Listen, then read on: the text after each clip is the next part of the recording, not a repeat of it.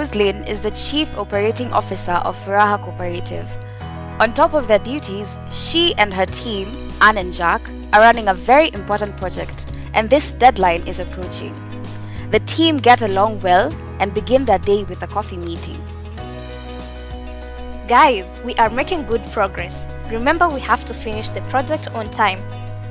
By the way, the deadline is approaching, so the workload is getting heavier, but I'm sure that we'll manage to get it all done. I used to be very passionate about this project, but now the deadline is approaching. Working hours have gone beyond what I can imagine. At the end, Jack and Anne began to have disagreement of their roles and responsibility in the project. I am always obliged to complete or finalize your tasks. Are you unable to carry out your duties? Stop making me do your work on top of my own.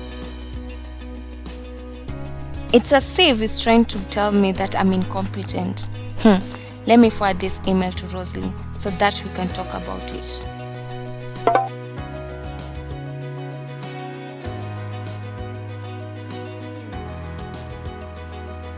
The next morning, Anne and Jack receive their supervisor's email. That's just great. Instead of talking to me about it, you go straight to the boss? Over the next few days, the atmosphere worsens. Lucky you. Leaving at this time? Have a good evening.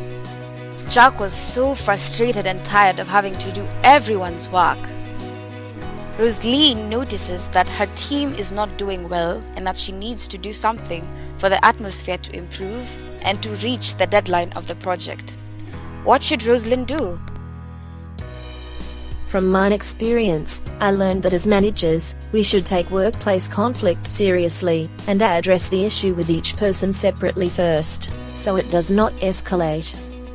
Roselyn starts over and begins by asking open-ended questions like, how are you feeling? What is your perspective on this problem? She speaks with each employee individually first and listens actively. She then asks both employees separately first if they would be willing to meet for a discussion.